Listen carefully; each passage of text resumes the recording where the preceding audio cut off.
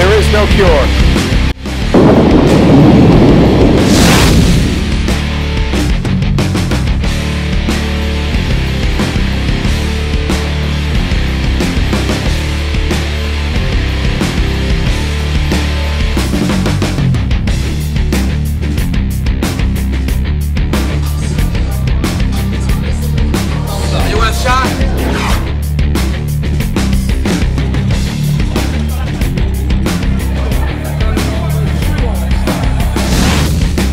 Gives me a great honor, pleasure to introduce Dr. Stephen Oxley.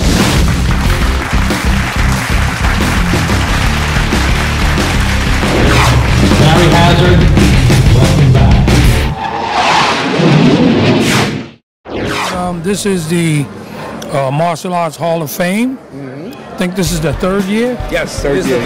You know, and I think it's a great thing because, you know, this is a sport that has come a long way through the years, and you know, it's good when the community can come together and recognize the outstanding personalities that have contributed so much to combative sports.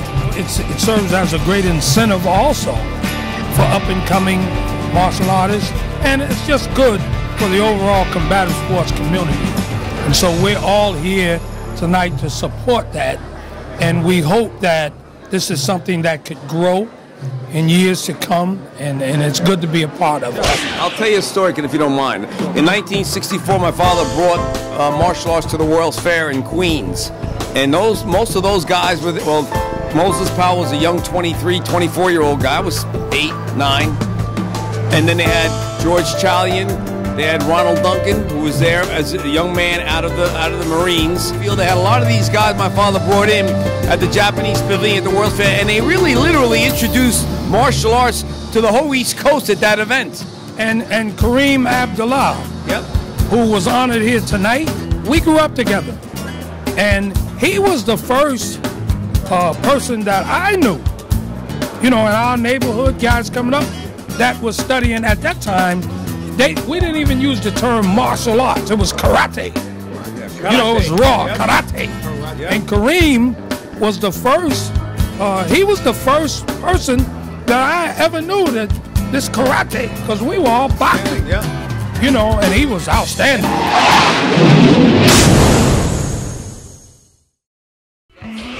My name is Kareem Abdullah, creator of the KA system of karate. I'm the first black man in the history of America to ever create a karate system. Yes, all styles at one time was standstill styles in fighting. You ever hear him saying the front strike? You hear him saying the word freestyle? That came from me. I created a style called the freestyle karate, which is movement. The movement to music. No one trained the music. Well, it started in 1967. No one in karate was training the music or doing katas the music. I started it. Well, there's a rhythm to fighting, so that's why. Of course it is. Thank you. Of course it is. Matter of fact, it's a confirmation. I explained that to official karate magazines. I said, It's a dance. Katas are a dance. Yeah, I said they train the music in Romania. They train the music in Israel. They train the music in Africa before they fight. I said, why can't I train the music? But no one had did it before. I guess they wanted somebody to do it before me, but I'm the one. Now, once this documentary come out, people are going to see it. It's going to be outstanding. The public is going to love it.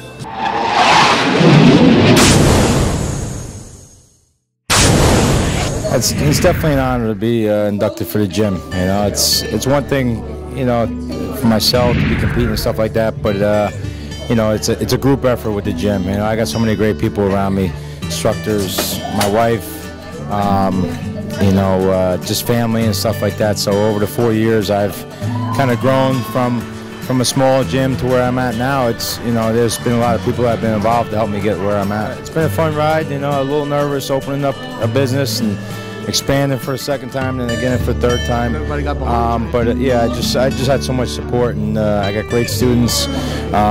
Like I said, my staff, I got great instructors and stuff. So it's, you know, people come in and try out the class. Most of the time they're gonna like it, you know, just because we got great people around. So well, congratulations to you. Greater things ahead. Thank you very much, man. Nick Catone MMA. Thank you. Awesome.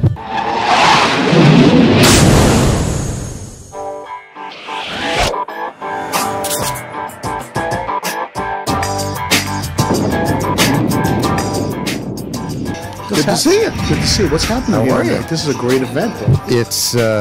It's wonderful to be here to support Nick and Dan Miller, two of our guys, and we're just really excited to be here. You know, Soul 7-9, we launched our company earlier this year, and our focus is really working with the athletes and bringing new brands into the sport of mixed martial arts.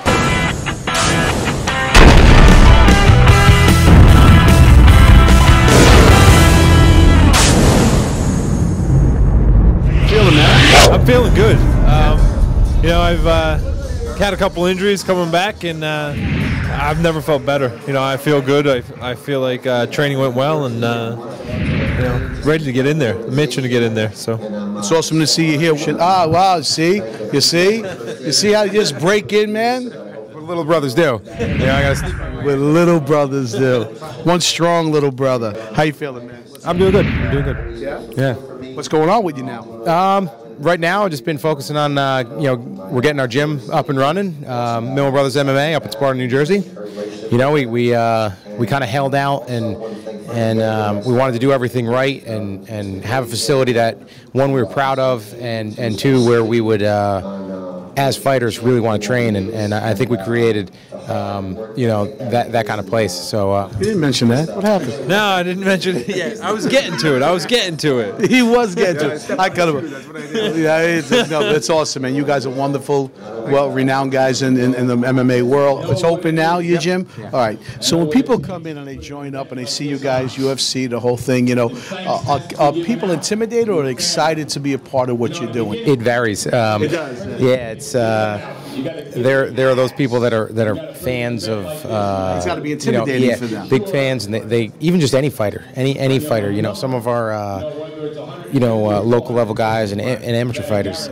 Seeing you know somebody that just joined up and training with somebody that they know is a fighter, they get kind of nervous, and it's kind of funny to watch. But then You calm them down? yeah, you know, I mean, we're just in there to train and have fun and get better, and that's the goal of everybody that steps through the door, you know, is to get better and be the best you can be.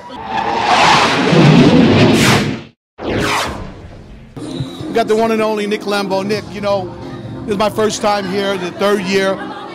I love the way you guys are honoring the back end of everything, you know, the mechanics of people that you don't know about. We're honoring traditional martial artists, Muay Thai fighters, kickboxers, even people involved in boxing, grappling, all the different arts, all the different components. Just trying to have a nice night for everybody to come together, relax, and get noticed for a lot of the unsung work that they do, even the fighters, that they're appreciated and something that they could have and share with their friends and family. How do you feel about the traditional martial arts from years ago, you know, having an evolution into what's happening today, everything being mixed together for MMA? Well, everything moved on from, you know, the various disciplines that didn't cross, and then a slight crossing to the Gracie Challenge, to Bruce Lee, to where we are with the UFC. What do you see the future here with MMA?